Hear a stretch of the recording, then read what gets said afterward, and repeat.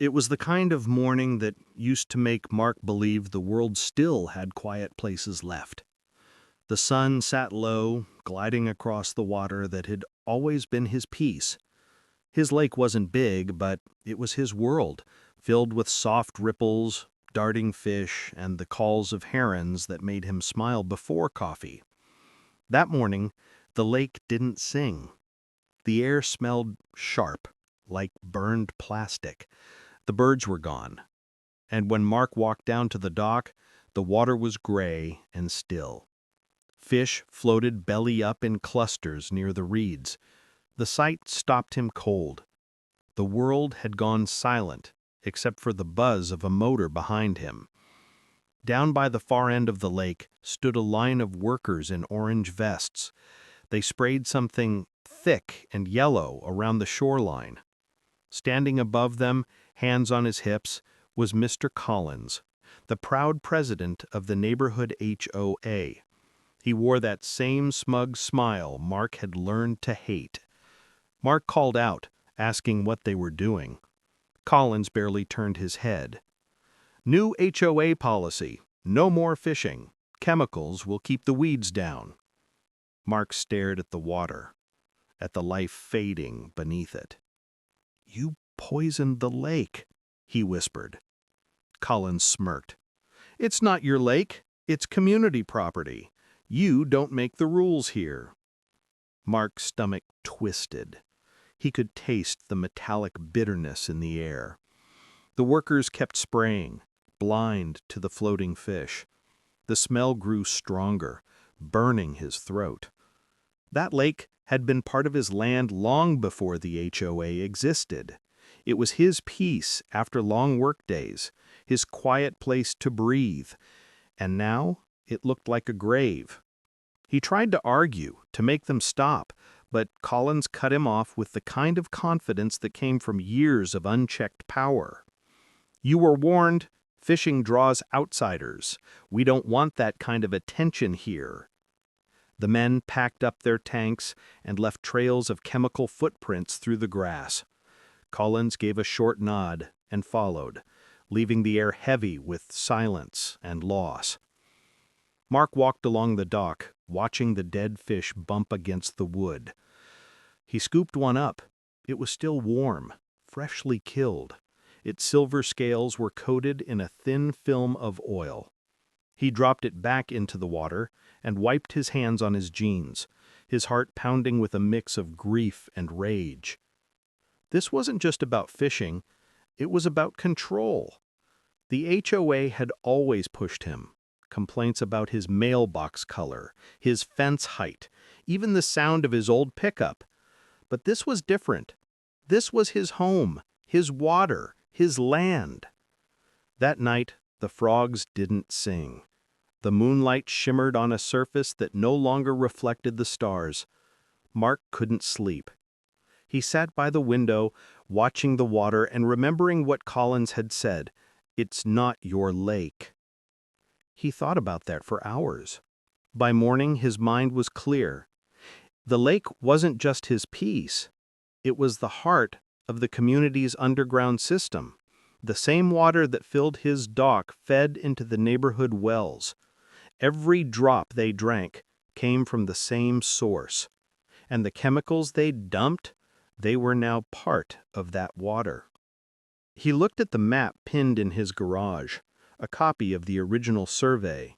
It showed the lake's underground channels reaching across property lines. Collins didn't know it yet, but the water that ran through Mark's land ran beneath every house in the neighborhood. They thought they had hurt only him, but they had poisoned themselves too. Later that week, Collins strutted around as if nothing had happened.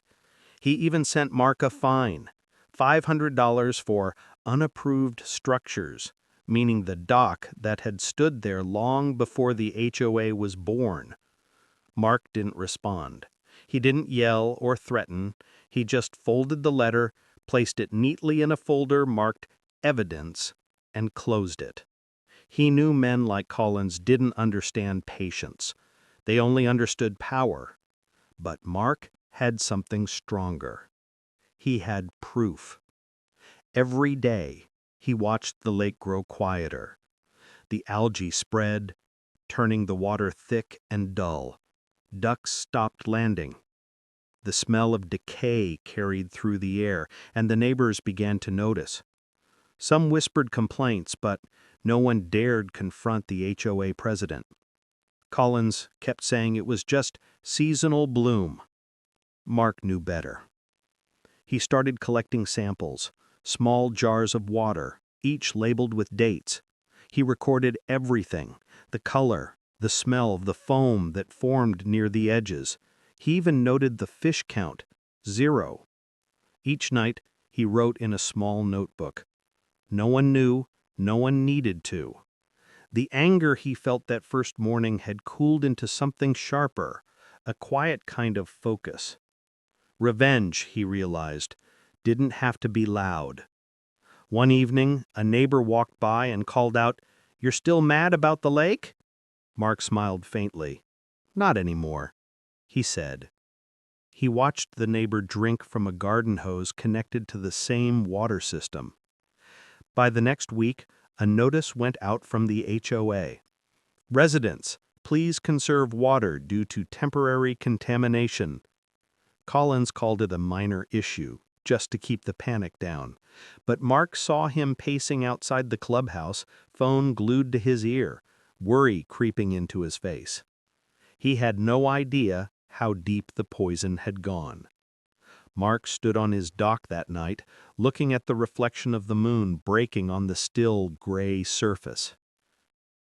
The smell had changed again, stronger, heavier. He whispered to himself, "Water doesn't forget." The next morning, he placed all his jars and notes into a sealed box. He locked it away for now. There would be a time to show it, to let everyone see what power and arrogance had done.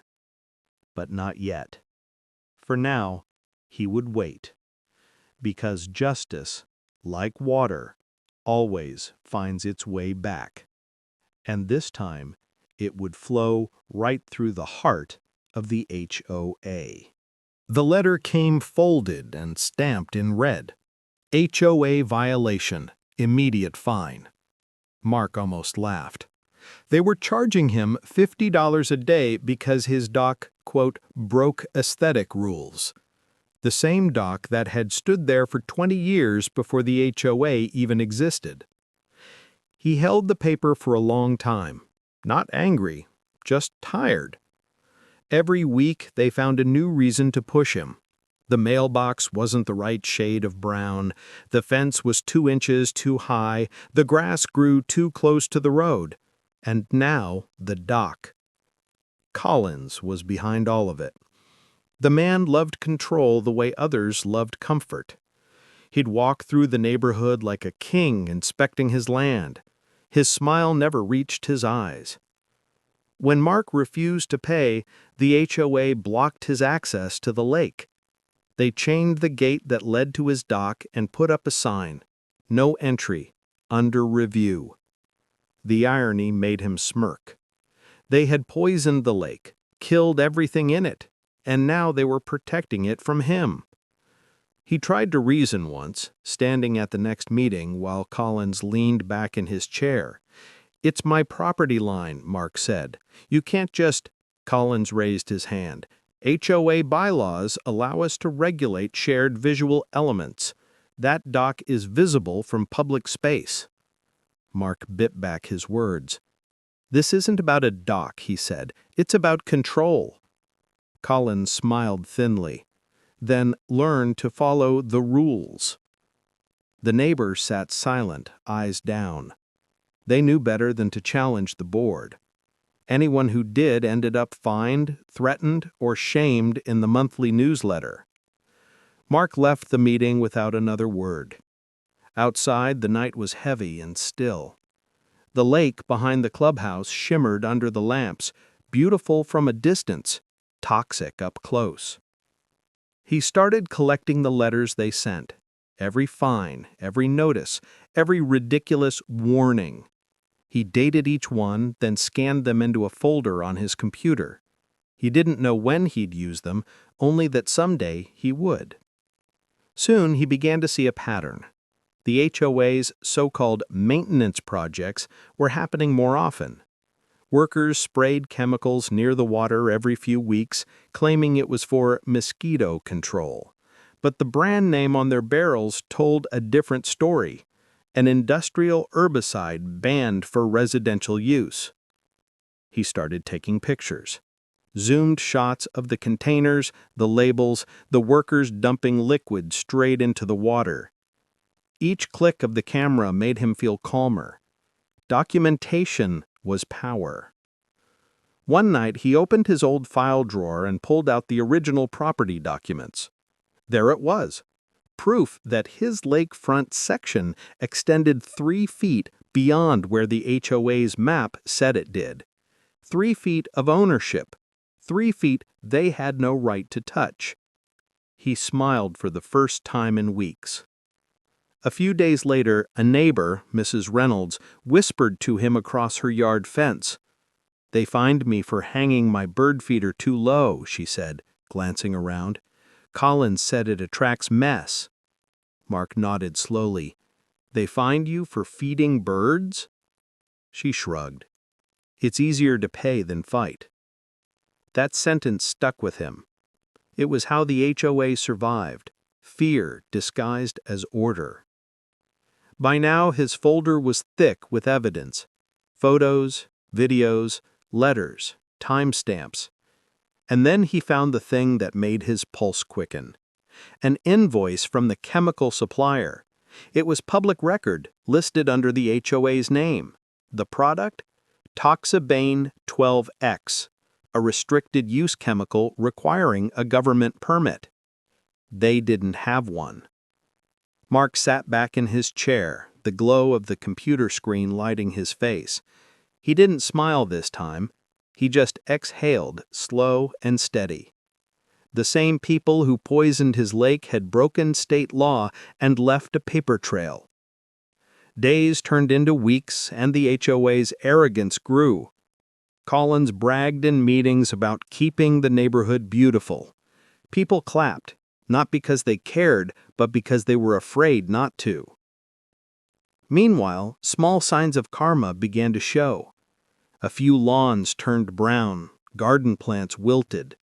The lake smell worsened. Kids complained of rashes after playing near the shore. Mark stayed quiet. He wasn't done gathering yet. He started mapping the underground water flow, the one thing no one paid attention to. According to county records, the lake wasn't just decorative, it was a natural basin feeding the community's main well line. The same system that delivered water to every sink, shower, and sprinkler. He sat at his desk, tracing the blue lines with his finger, connecting his backyard to the HOA clubhouse, to the park, to every home, including Collins's. They had poisoned the source. One night, Collins drove by his house and slowed his car. The headlights glowed across his front porch. A smug voice called out from the window, "You should take the dock down before we add more fines." Mark stepped onto his porch. "Enjoy your water, Collins." "What's that supposed to mean?" "Nothing," Mark said, his tone even. "Just enjoy it while it's clean." The car rolled away, tail lights disappearing into the dark. Mark watched them fade, a small smile tugging at his mouth. He wasn't rushing. Patience was a kind of weapon, too. Every empire of control eventually rots from within. It just needs the right push. For now, he would keep collecting, keep waiting. The evidence was solid, the truth undeniable. He looked out at the silent lake, its dark surface reflecting the faint porch light. Somewhere beneath that poisoned water ran the veins of their own destruction. Soon, they'd drink the proof of their arrogance. Mark turned off the light and walked inside, his mind calm, his plan already forming like ripples across still water. The HOA thought they'd broken him. They didn't know they'd just given him a reason to win. Mark had learned long ago that real strength didn't come from shouting. It came from silence, the kind that made people nervous because they didn't know what you were thinking. So when the HOA turned up the pressure, he didn't fight back. He smiled. He attended every meeting, sat in the back, and listened. Collins hated that. The man thrived on conflict, on seeing people crumble under his rules. Mark gave him nothing. The fines kept coming, first for the dock, then for his grass height, then for unauthorized exterior lighting. Every envelope had that same red stamp, every message the same tone, intimidation wrapped in formality. Mark stacked them neatly in a box labeled documentation. Each one was a reminder that noise wasn't power, proof was. At the next HOA meeting, Collins tried to humiliate him in front of the room. Some residents believe they're above community standards, he said, smiling for the crowd, even when they violate multiple rules. Mark stayed calm. He looked right at him, not angry, not afraid, just watching. That quiet stare said more than any argument could. Later, a neighbor whispered as he passed, "He's saying you're losing it, calls you unstable." Mark nodded slowly. People who fear truth usually call it madness. He didn't bother defending himself. Let Collins talk. Let him build his story. Because Mark was building something too, solid, undeniable, and legal. Each morning before sunrise, Mark walked down to the lake with small glass jars. He dipped them just below the surface, sealed the lids tight, and wrote the date with a black marker. One after another, rows of jars filled a small wooden shelf in his garage. He noted changes, the color shift, the faint film on top, the odor that grew sharper each week. He didn't need to guess what caused it. He only needed to prove it. He logged everything on a spreadsheet: temperatures, rainfall, the exact days the HOA workers sprayed. It wasn't just a collection anymore. It was a timeline, a map of the HOA's crimes. Meanwhile, Collins kept pushing. A new letter arrived. Final notice: dock must be removed. He smiled as he read it. Not because it didn't sting, it did, but because every threat they sent made his case stronger. Every word was a record of their abuse. Neighbors started avoiding him. Some crossed the street when he walked by. Rumors spread that he was obsessed with revenge, that he was watching everyone. Collins made sure of that. He whispered lies with the confidence of someone who'd never been caught lying before. Mark didn't react. He just kept walking, calm and steady. When people turned away, he simply said, "You'll understand soon." In the evenings, he sat on his porch watching the lake shimmer under the fading sun. It looked peaceful, but he could see the truth. No frogs, no fish, no movement. The water was dying slowly, and with it the illusion of HOA control. One night, a light flickered near the clubhouse. He saw Collins talking with a man in uniform, a county maintenance worker. They shook hands. Collins handed him a small envelope. He didn't need to hear the words to understand. Bribes didn't need volume either. He wrote the date in his notebook. Friday, 9:12 p.m. Another entry, another layer of proof. A week passed. The HOA sent one more notice, threatening to place a lien on his home if he didn't comply. The letter said he was disrupting neighborhood harmony. He almost laughed. "Harmony," he said to himself. "That's what bullies call silence." Still, he didn't fight. He paid his property tax early, checked the county codes, and found what he needed: the upcoming environmental inspection scheduled for all local developments. 2 weeks, that was all. He circled the date in his calendar in thick red ink. 2 weeks until the truth spoke louder than Collins ever could. But first, he needed one final piece: official water analysis under lab conditions. The next morning, he drove to the nearest testing center 20 miles away. He didn't rush. He drove with the windows down, wind against his face, feeling that calm sense of purpose that comes when the storm inside finally knows its direction. The technician asked where the sample came from. Mark smiled and said, "From the center of the problem." The man looked puzzled, but Mark didn't explain. He handed over the sealed jar, signed the form, and left. Back home, he checked the mail again. 2 more HOA letters. He didn't even open them. He tossed them in the box, already labeled Evidence Harassment. That night, Collins hosted a neighborhood gathering. Music, lights, people laughing, the show of control, pretending everything was perfect. From his porch, he watched it all. The sound of laughter drifted over the dying water, and he wondered how long they'd keep smiling once they learned what they'd done. He whispered softly, "You poisoned peace for power. Now power will poison you back." The moonlight hit the lake just right, turning it the same dull color it had been the morning he found it dead. He could smell the chemicals again, faint but sharp. The truth was ready. He just needed to wait for it to surface. Collins might have authority on paper, but Mark had something better: facts, patience, and time. He knew justice didn't rush. It built quietly, like pressure beneath still water, and when it finally broke, it swept everything away. Mark went inside and checked his notes one last time. The inspection date glowed in red on the calendar. 2 weeks. He closed his notebook and turned off the light. For the first time in months, he slept peacefully, because now the silence wasn't their control anymore. It was his weapon. The day Mark decided to act, it wasn't out of anger. It was out of peace, the kind of calm that comes when you stop waiting for fairness and start creating it. He sat at his kitchen table, papers spread in perfect order, dates, photos, chemical names, test results. Every page told a story of arrogance, carelessness, and control.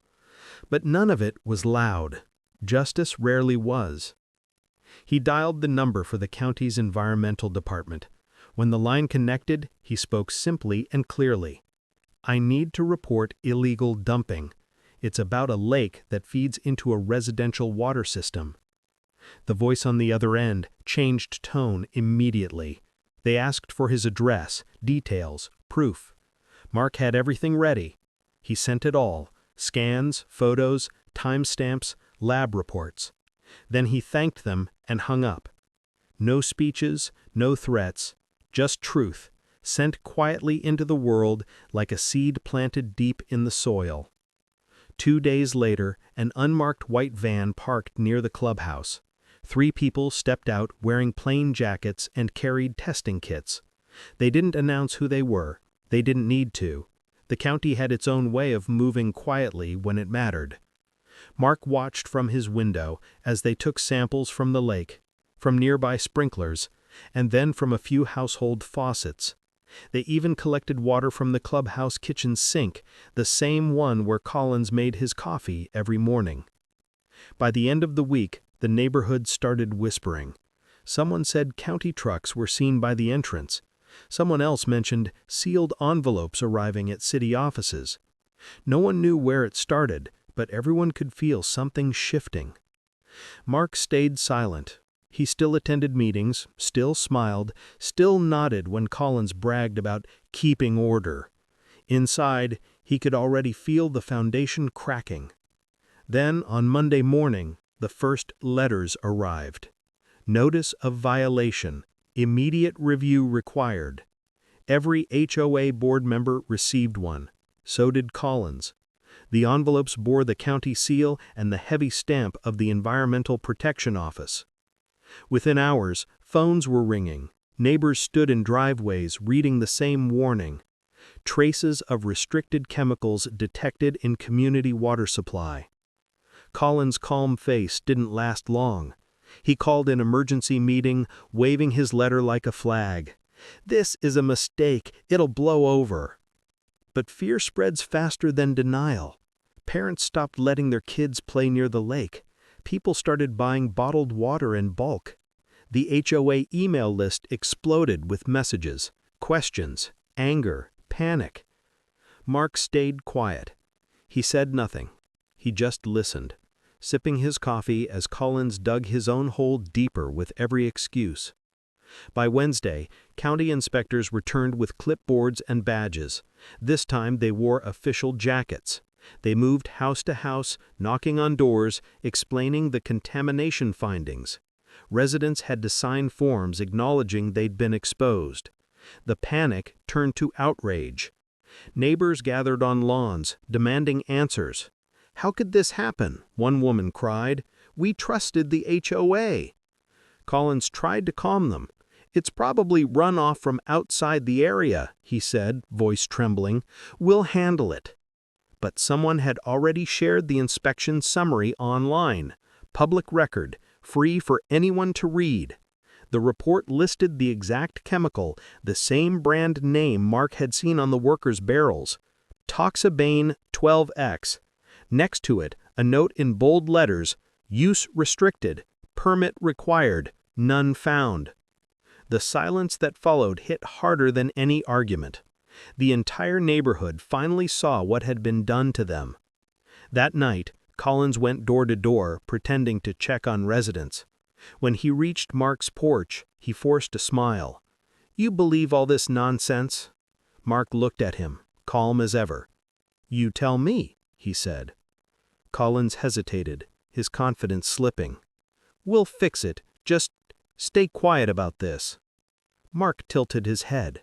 "Funny," he said. "That's what you told me about the lake."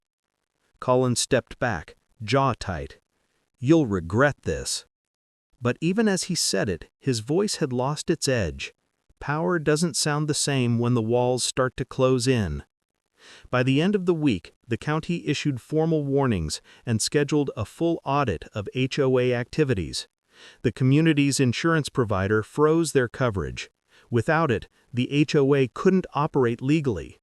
Collins' empire of rules and fear began to crumble under its own paperwork. At the next meeting, barely half the seats were filled. The once proud board sat pale and speechless. Collins tried to speak, but every sentence stumbled.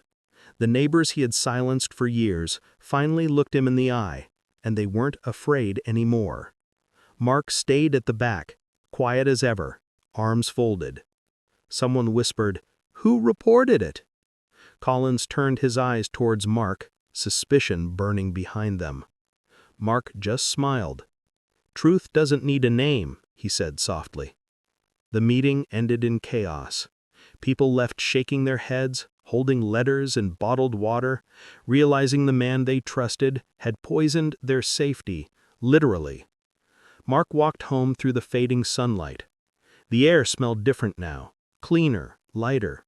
The lake, though still murky, rippled again under a soft wind. Maybe it was just the weather, or maybe it was something else. The calm after the storm finally breaking. He stood at the edge of the dock, hands in his pockets, watching the water. They had no idea he'd been the one who started it all. No clue that every test, every photo, every word had come from his quiet persistence. And he didn't need them to know it. Justice didn't need applause. He whispered to himself, "Truth moves like water. It always finds a way." Behind him, the lights of the HOA office flickered, one by one, until the building went dark. It wasn't the end yet, but it was close. He could feel it, slow, silent, and powerful. The day the inspectors came back, the air in the neighborhood felt different. It wasn't quiet anymore. It was heavy, tense, like a storm waiting to break. People peeked through curtains, whispered across lawns, and pretended not to notice the county cars parked by the clubhouse. Mark watched from his porch, coffee in hand, calm as ever. He didn't smile, didn't gloat. He just waited. Patience had carried him this far. It would carry him through the end. Inside the clubhouse, Collins stood in front of the inspectors, voice shaking just enough to betray the confidence he tried to fake. "This is a misunderstanding," he said. "We've been framed. Someone's trying to make the HOA look bad." The lead inspector didn't answer. He simply opened a folder and slid a paper across the table. Collins leaned forward, and the color drained from his face. The document was an invoice, complete with his signature. The chemical supplier's name printed bold across the top. Toxabane 12X. Next to it the order amount, 50 gallons. Enough to poison not just the lake, but every connected pipe. One of the inspectors spoke calmly. "Mr. Collins, this violates county code. There's no permit, no disposal record, and the material has entered the community's drinking system." Collins' mouth opened, but no words came out. The silence around him felt like judgment. He tried again. "We used it for weeds, maintenance, standard procedure." The inspector placed another folder on the table. "You didn't just poison weeds, sir. The contamination reached the elementary school's fountain." That sentence cracked whatever mask Collins had left. Outside, parents were already talking. The county had notified the school district early that morning. Tests showed chemical residue in several drinking fountains. Classes were canceled until further notice.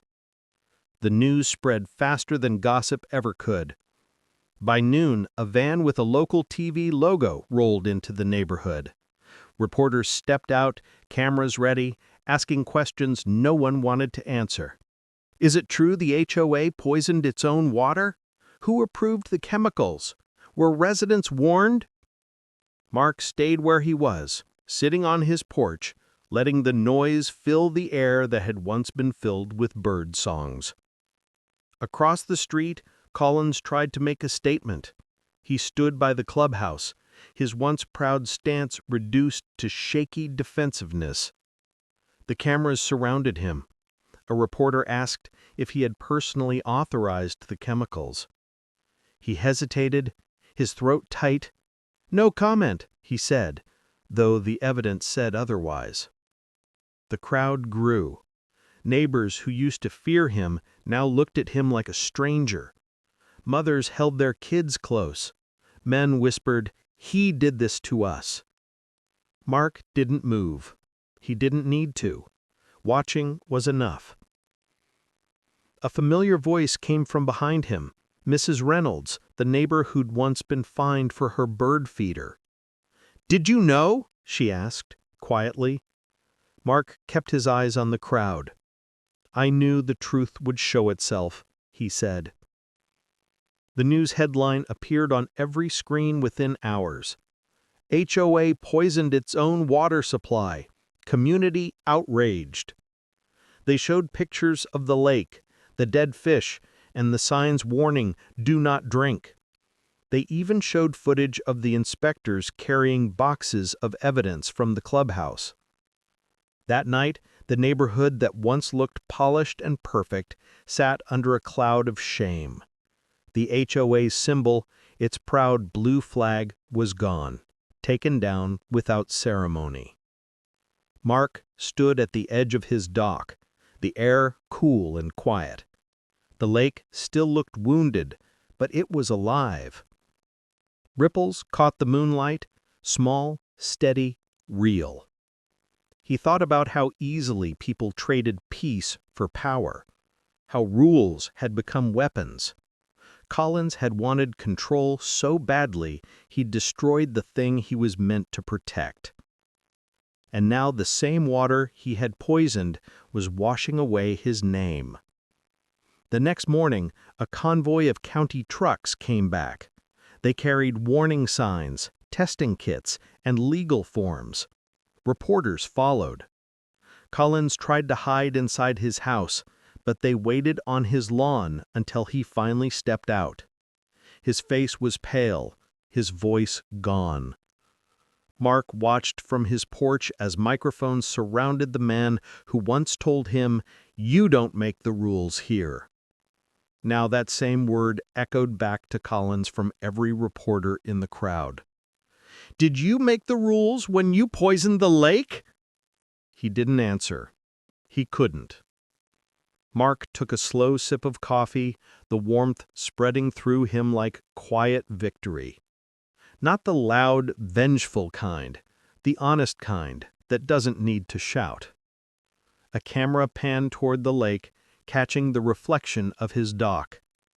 For a moment their eyes met, Collins full of fear, Mark's calm and knowing. Collins turned away, hands trembling as officers stepped forward with documents in hand. It wasn't an arrest yet, but it was coming. By evening, the HOA board had resigned. The neighborhood chat groups were filled with apologies, panic, and disbelief. People talked about starting over, rebuilding trust. But some things don't rebuild, they just fade. Mark sat by the window, listening to the quiet return. No threats, no meetings, no red-stamped letters, just peace. He didn't tell anyone what he'd done. He didn't need to. The truth had already done the talking. Later that night, as the sun sank behind the trees, he walked down to the dock. The water lapped softly against the wood. He could smell a hint of life again, wet earth, green moss, the start of something new. He crouched, dipped his hand into the water, and let it run through his fingers. It was cold, but clean. Behind him, the distant sound of reporters faded away. The neighborhood lights flickered one by one, each window closing, each house falling quiet. Mark whispered to himself, "That's enough." For the first time in a long time, he wasn't waiting for justice. He had seen it. He stood, brushed off his hands, and looked once more at the lake that had started it all. It had taken patience. It had taken silence. But in the end, the truth had flowed exactly where it needed to, back to the source. And now the man who once claimed to own control had learned the hardest lesson of all. You can't poison what belongs to everyone, because eventually it poisons you too. The storm had passed, but the aftermath was louder than thunder. The county's final report hit the neighborhood like a hammer. The HOA was fined $25,000 for environmental negligence, misuse of restricted chemicals, and falsified maintenance records. The once proud boardroom, the same place where Collins used to boast about protecting property values, was silent now. The blue HOA banner hung crooked on the wall, the edges frayed, the pride gone. Collins sat at the end of the long table, pale and trembling. The county official read out the final verdict. Effective immediately, Mr. Collins is removed from his position as HOA president and barred from serving in any community leadership role for 10 years. No one clapped, no one spoke. It was the kind of justice that didn't need noise. It spoke for itself. Outside, neighbors gathered in small circles, reading the county notice posted by the clubhouse gate. Fines, leadership bans, cleanup orders, all in black and white. The same people who had once avoided Mark now whispered his name with a strange mix of guilt and respect. They knew who had started the investigation. They knew who had stayed quiet while truth built itself brick by brick. Mark didn't show up that morning. He didn't need to. Justice didn't require an audience. When he finally walked down to the lake later that week, it looked different. Workers in county uniforms stood knee-deep in the water, cleaning, restoring, and planting new reeds. The poison smell was gone, replaced by damp earth and life trying to come back. He stood at the dock, the same dock they'd tried to tear down, and smiled. The new county map showed it clearly now. The dock was within his legal property line. All fines removed, all records cleared. He ran his hand along the rail, feeling the rough wood that had outlasted every threat. It wasn't just a dock anymore. It was proof. Proof that patience was stronger than pride. Mrs. Reynolds walked by with a bag of seed in her hand. She stopped at the edge of the path. "They reinstated your fishing permit," she said softly.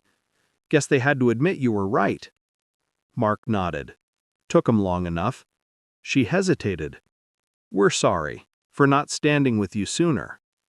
He looked at her, kind but calm. "You don't owe me that. You just owe the lake respect." Behind her, a few of the same neighbors who once called him stubborn waved awkwardly.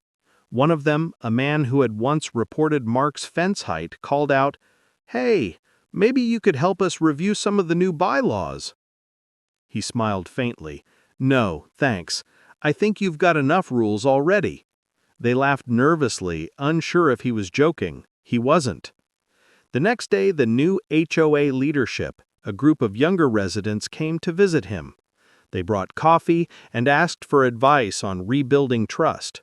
He listened quietly, then said, "Start with honesty.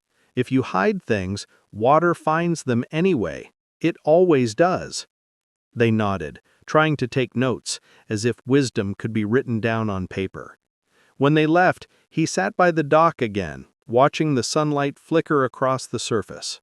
Small fish darted through the shallow water, life returning in soft ripples. He whispered, almost to himself, "Water remembers everything." He wasn't talking about revenge. He was talking about balance, the way wrongs have a way of floating back to the surface when the time is right. A week later, he received a letter from the county.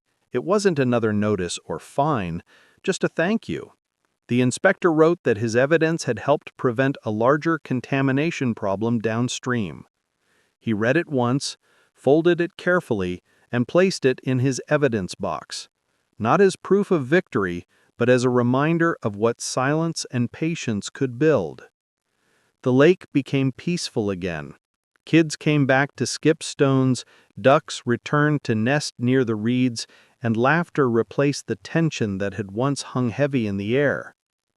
Sometimes he'd catch Collins driving past the neighborhood entrance, his face gray, his car windows rolled up. He never stopped. He didn't have to. His punishment wasn't the fine or the loss of power.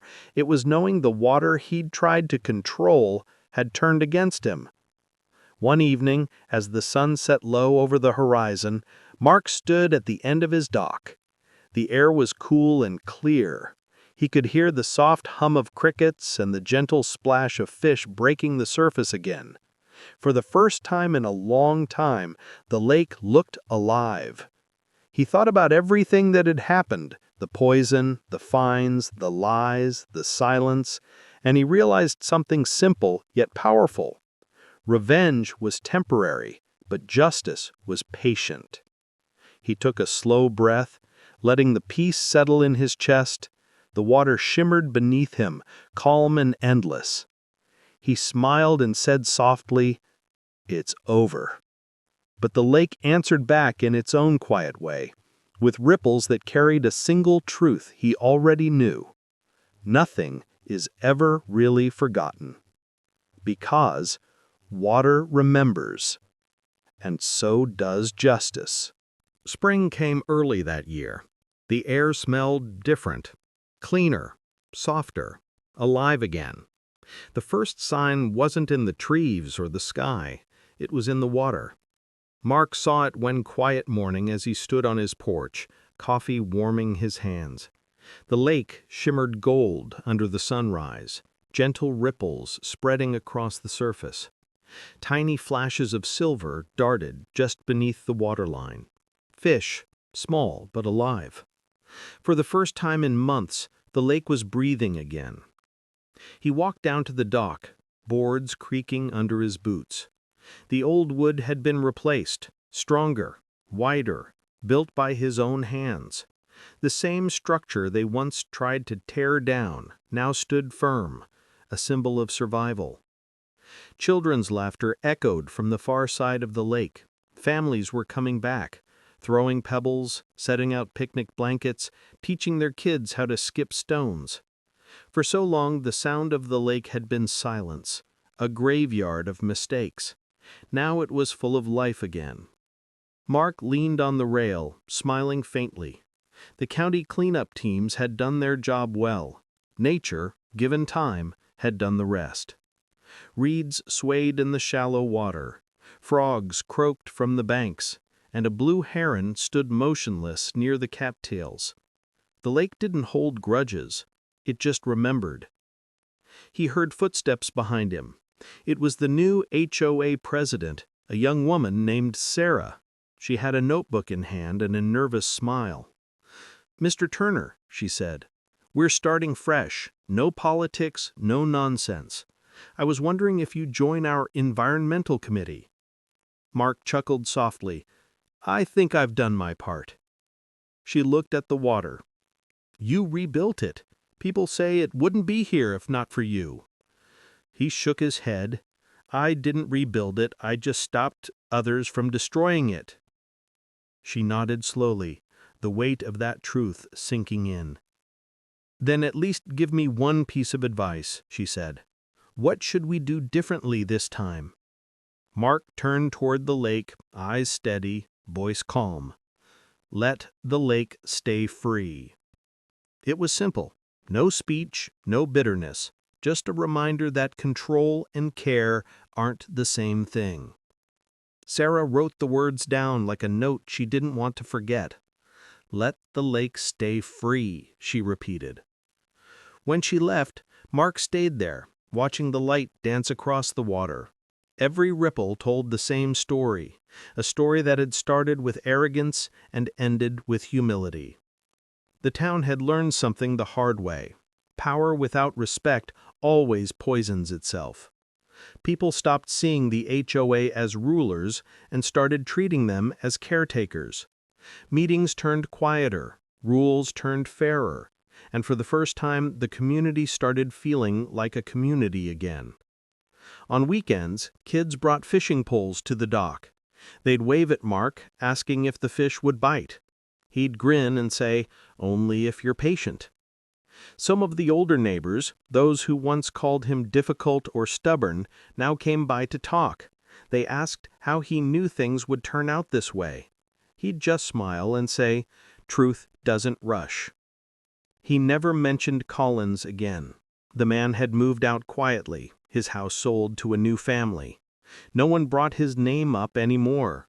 But sometimes, on still nights, Mark would see a car parked at the end of the road, headlights dimmed, watching the water for a minute before driving off. Maybe guilt had a way of circling back too. The lake, though, didn't care who watched. It simply kept moving, rippling, reflecting, forgiving. One evening, the sky turned orange and pink, and Mark stood at the edge of the dock again. He reached down, let his fingers touch the surface. The water was cool, smooth, full of quiet strength. He whispered softly, "You made it." The reflection of his face broke apart in tiny circles, then came back together again. Life has a way of doing that, breaking, healing, returning. As darkness settled, fireflies flickered near the shore. The air buzzed with the hum of crickets. Peace didn't make noise, but you could always feel it. The story of the poisoned lake became local legend. People told it to newcomers as a warning. Don't mess with what you don't understand. They said it wasn't just about water. It was about balance, about respect, about the price of power. Years later, the town renamed the area around the lake Freedom Shore. The plaque by the dock read, "Nature forgives slowly, but it never forgets." Mark visited often, but never spoke about the past. He didn't need to. The lake said it for him every day, in the sound of waves, in the laughter of children, in the echo of life returning. One morning, Sarah stopped by again. "We're building a new trail," she said. "Would you mind if we name it after you?" Mark smiled. "No need. Just take care of the lake." She nodded. "We will." As she walked away, he watched the wind sweep across the water, tiny waves rolling toward the dock like they were carrying secrets. Mark breathed deep, the kind of breath that feels like the end of a long fight, the kind that fills you, not with pride, but with peace. He looked at the lake one last time before heading inside. Still waters. That's what peace looked like. And just before he closed the door, he whispered the words that had carried him through it all. Words the town would remember long after he was gone. Water remembers everything.